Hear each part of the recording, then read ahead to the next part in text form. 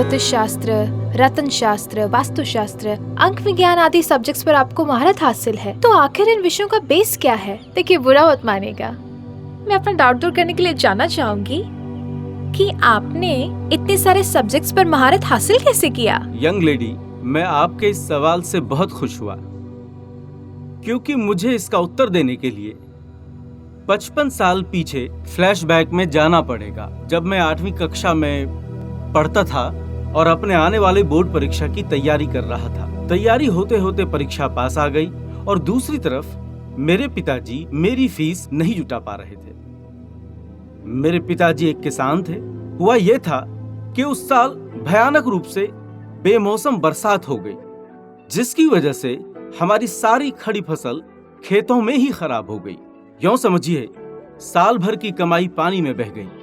गुरुजी, ये तो आपके साथ बहुत बुरा हुआ। उधर साहूकार कर्ज नहीं दे रहा था। चूंकि मेरे पिताजी का पुराना कर्ज अभी भी बकाया था, रात को मैंने सुना पिताजी मेरी माँ से कह रहे थे कि मुझे लगता है हमारा बच्चा अब बोर्ड की परीक्षा नहीं दे पाएगा। Oh my God. उसके फीस की व्यवस्था मेरे से नहीं हो पाएगा। जब मैंने अपने पिता के मुंह से बात सुना तो इसके अगले सुबह मैं दुखी होकर हनुमान जी के मंदिर चला गया। कहानी यहीं खत्म नहीं होती।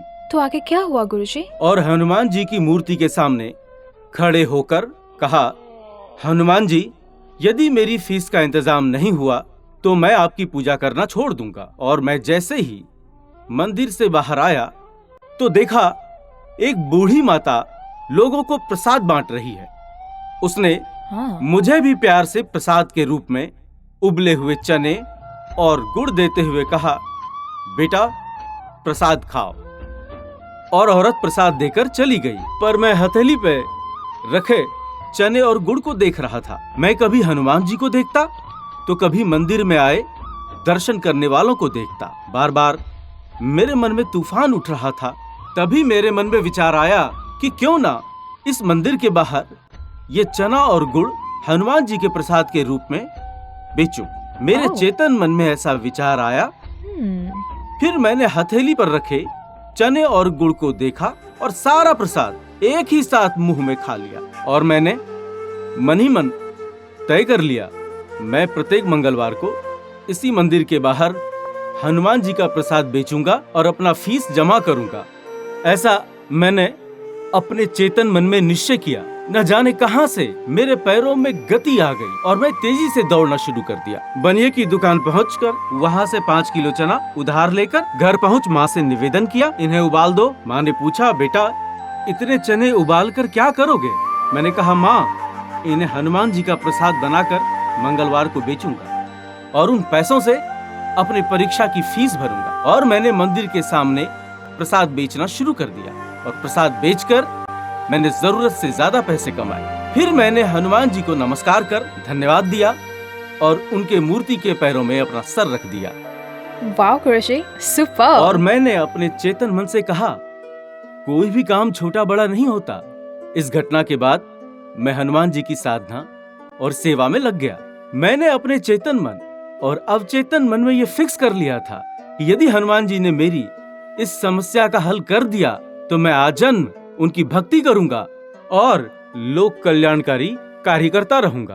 और मेरी इच्छा पूरी हुई। मेरे चेतन मन ने मेरे अवचेतन मन को इच्छा रजिस्टर्ड करा दिया और अवचेतन मन ने मेरी इच्छा को विकसित करके उसे पूर्ण कर दिया। और हनुमान जी की कृपा से एक साधक के रूप में मैं आरसी जैन आपके सामने हूँ।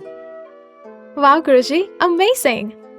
यानी आपकी स्ट्रॉन्ग विल पावर ने आपकी डेस्टिनी बदल दी। मनप्रीत जी, मैंने चेतन मन और अवचेतन मन का अनुभव 13 साल की उम्र में ही कर लिया था। तो सारांश ये है कि जब आप परमपिता परमेश्वर में अच्छी आस्था रखेंगे तो आपका चेतन मन आपको अच्छी चेतना देगा। और गुरुजी, और यदि जैसे ही चेतन मन आपके डिजायर को स्वीकार करता है तो फिर आपके डिजायर को अवचेतन मन के पास भेज देता है। और चेतन मन के निर्देश पर अवचेतन मन आपकी इच्छाओं को पूरी करता है और आपको वो सफलता की ऊंचाई तक पहुंचा देता है। जी मनप्रीत जी, बिल्कुल सही समझा है आपने। सच कहूं तो 13 साल की उम्र में ही मुझे enlightenment of conscious mind and subconscious mind का ज्ञान हो गया था। गुरुजी, ये सबकॉन्शियस माइंड को कैसे डेवलप किया जाता है? मनप्रीत जी, चेतन मन की दशा एवं सही दिशा के लिए नवग्रहों की पोजीशन कुंडली में जानकर फिर उसका उपाय करने की जरूरत होती है। जैसे कि राहु और चंद्रमा का मन को नेगेटिव या पॉजिटिव बनाने में विशेष योगदान है। जब हमारा चेतन मन सही निर्णायक होगा तभी तो अवचेतन मन को सही काम दे पाएगा। गुरुजी, एक बात बताइए, अनुष्का शर्मा और विराट कोहली की शादी विदेश में बड़ी धूमधाम से हुई थी।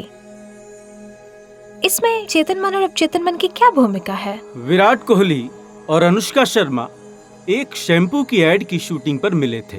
दोनों ने आपस में बातें की, एक साथ खाना खाया, दोनों ने अपना मोबाइल नंबर शेयर किया, दोनों सेट पर घंटों आपस में ढेर सारी बातें करते रहे और शूटिंग पैकअप होने के बाद दोनों एक दूसरे को हग किया।